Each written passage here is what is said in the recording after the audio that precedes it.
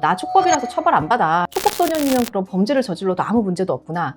쟤는 가만히 놔두면 범죄를 저지르겠다. 애들이니까 처벌해서 전과자를 만들기. 소년원에 다녀오면 전과 기록이 남느냐. 빨간 줄이 조진웅 씨가 보호 처분을 받아서 소년원을 다녀왔다고 해도 법적으로는 이제 전과자가. 안녕하세요. 빅토리, 로이어즈 이김의 변호 이민정, 김혜경 변호사입니다. 반갑습니다. 네, 여러분 이 대사 기억하시나요? 세상에 잊어줘. 세상에 잊어줘. 제발 잊어달라는 거죠 지금? 잊어줘. 여러분 이 대사 기억하시나요?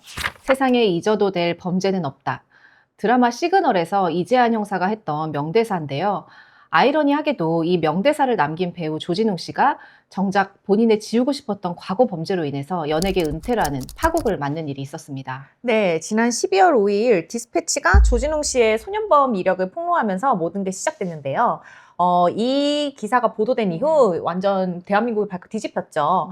단순히 연예인 가십으로 치부하기엔 법적으로 그리고 사회적으로 시사하는 바가 매우 큽니다. 많은 분들이 어떻게 저런 중범죄를 저지르고 경찰 역할을 할 수 있었나, 또 소년범의 기록은 뭐 빨간 줄이 안 남는 거냐, 이렇게 분노와 궁금증이 섞인 반응을 보이고 계신데요.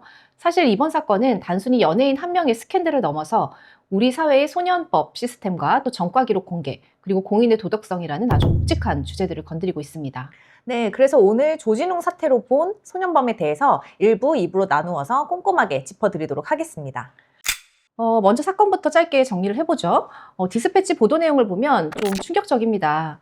변호사님, 보도 내용을 보니까 이게 단순한 그 방황 수준은 아니었더라고요. 네, 보도에 따르면 이제 조진웅 씨가 고등학생이던 시절 자기가 같이 어울렸던 친구들과 함께 차량을 절도하고 이제 소위 퍽치기나 가장 민감한 범죄죠. 어떻게 보면 이제 성범죄까지 연루되었다. 이런 의혹이 제기가 되었는데요. 기사에는 뭐 특가법상 강도 강간 혐의로 소년원에 송치되었다는 이런 구체적 내용도 있었습니다. 네, 이에 대해서 소속사의 입장문을 보면 어린 시절에 잘못된 행동이 있었다라고 일부는 인정을 하면서도 성폭행과는 무관하다라고 선을 그었고요. 그리고 소속사 대응이 빠르기는 했지만 좀 여론을 잠재우기는 역부족이었던 것 같습니다. 그래서 그런지 다음 날인 12월 6일 조진웅 씨가 모든 활동을 중단하고 은퇴하겠다라고 발표를 했습니다. 사실 이제 대중들이 더 배신감을 느끼는 거는 조진웅 씨가 쌓아온 이미지 때문이 아닐까 싶은데요. 시그널에서는 굉장히 정의로운 형사 역할을 했고 이제 과거에는 홍범도 장군 유해 봉환 당시 국민 특사로도 참여를 했잖아요. 이런 애국적이고 정의로운 이미지였던 배우였기 때문에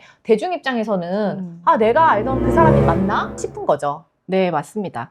대중은 좀 쉽게 말해서 속았다라고 배신감을 느끼는 것 같고요. 게다가 시그널 시즌2가 2026년에 방영 예정이었거든요. 네. 저도 사실 시그널 굉장한 재밌게 팬이어서 봤죠. 네. 오랜 시간 기다려왔는데 이게 지금 방영 불투명 상태가 되면서 방송가에도 비상이 걸렸다고 합니다. 법적으로는 과거에 이를지도 몰라도 사회적 파장은 여전히 현재 진행형의 셈입니다. 변호사님, 뉴스에서 뭐 촉법소년, 범죄소년 이런 용어가 많이 나오는데 이거 헷갈려 하시는 분들이 많은 것 같거든요. 딱 정리를 해주시죠. 네, 법률 용어라서 좀 어렵게 느껴지시겠지만 나이만 이제 기억하시면 되는데요. 소년법 제2조에 따르면 19세 미만인 자를 소년으로 정의를 합니다. 여기서 19세 미만은 만 나이 기준으로 하고요. 19세가 되는 생일 전날까지를 의미를 합니다.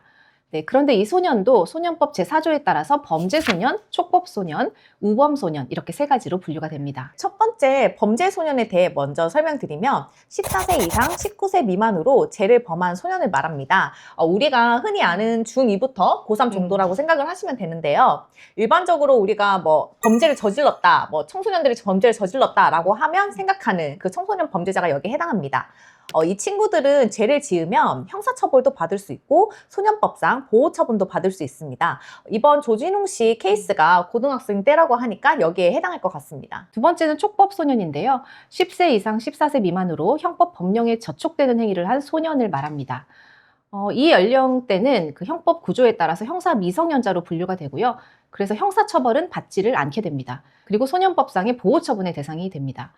드라마에서 뭐 나 촉법이라서 처벌 안 받아 이런 내용 종종 등장하는데 이런 장면을 보고 많은 분들이 촉법소년이면 그럼 범죄를 저질러도 아무 문제도 없구나 생각하실 수도 있는데 사실은 아니고요. 형사처벌은 받지 않지만 보호처분의 대상은 되는 거죠. 세 번째는 우범소년인데요. 10세 이상으로 집단적으로 몰려다니면서 주위 사람들에게 불안감을 조성하거나 정당한 이유 없이 가출하거나 뭐 술을 마시고 소란을 피우거나 해서 앞으로 법령에 저촉되는 행위를 할 우려가 있는 소년을 말하는데 뭐 쉽게 말하면 쟤는 가만히 놔두면 범죄를 저지르겠다 싶은 경우에 예방적 차원에서 법이 개입하는 경우입니다. 네. 네, 중요한 것은 소년법의 목적입니다. 소년법이 1조에서 규정하고 있는데요. 이 법은 반사회성이 있는 소년의 환경 조정과 품행 교정을 위한 보호 처분 등에 필요한 조치를 하고 형사처분에 관한 특별 조치를 함으로써 소년이 건전하게 성장하도록 돕는 것을 목적으로 한다. 이렇게 규정을 하고 있습니다.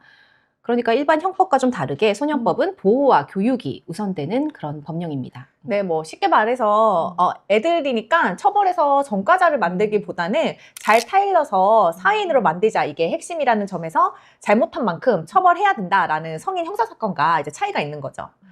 가장 많은 분들이 궁금해하시는 부분인데요.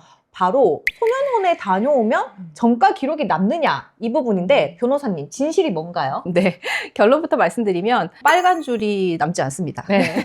네, 속된 말로 이제 빨간 줄이라고 하는 게 이제 전과 기록인 건데요. 소년원 송치 처분은 전과 기록이 아닙니다. 그럼 강도나 절도를 해서 소년원에 갔는데도 전과가 아니라는 이런 사실에 많은 분들이 놀라실 수 있는데요. 이 부분이 일반인들의 법감정과 가장 큰 괴리가 아닐까 싶습니다. 네, 형법상 형벌과 소년법상 보호처분은 완전히 다른 건데요. 성인이 교도소에 가는 건 형벌이고 전과가 남지만 소년법에 따라서 가정법원 소년부에서 내리는 결정은 보호처분이라고 해서 전과가 남지 않습니다. 네, 이에 대해서 근거 조항이 있는데 바로 소년법 제32조 6항에 소년의 보호 처분은 그 소년의 장래 신상에 어떠한 영향도 미치지 아니한다라고 명시가 되어 있습니다. 즉 아이가 커서 뭐 취업할 때라든지 뭐 군대 갈 때 뭐 공무원 시험을 본다든지 이럴 때 이 기록 때문에 불이익을 당하게 하지 말라는 게 법의 취지인 거죠. 사실 뭐 공무원 시험을 보거나 아니면 입사를 할 때도 저희가 이제 범죄 경력 회보서라는 걸 발급해서 제출하기도 하잖아요. 이제 거기에 이 해당 기록이 안 나온다는 거죠. 네. 다만 그 수사기관 내부에서 참고하는 수사 경력 자료에는 일정 기간 동안 보존이 될 수 있습니다. 하지만 이거를 이제 본인 확인욕이나 수사 목적 외에는 절대 열람이 불가하고 이거를 누설하게 되면 처벌을 받습니다. 네, 그러니까 조진웅 씨가 보호 처분을 받아서 소년원을 다녀왔다고 해도 법적으로는 이제 전과자가 아니었던 거고요. 그렇지만 소년 보호 처분이 의미가 없는 것은 아닙니다. 소년 보호 처분 전력은 상습성을 인정하는 자료로는 활용될 수가 있는데요. 예를 들어 소년 시절 절도로 보호 처분을 받았고 성인이 된 후에 다시 절도를 저지른 경우에 법원이 상습성을 판단할 때 과거의 보호 처분 사실을 고려할 수 있다. 그런 의미입니다. 소년의 사회 복귀를 돕고 과거의 잘못으로 낙인 찍히지 않게 하려는 게 소년법의 기본 이념이지만 이와 관련해서 많은 분들이 피해자는 평생 상처를 안고 살아가는데 가해자는 법적으로 깨끗한 사람이 된다는 게 맞아? 라고 분노를 많이 하십니다.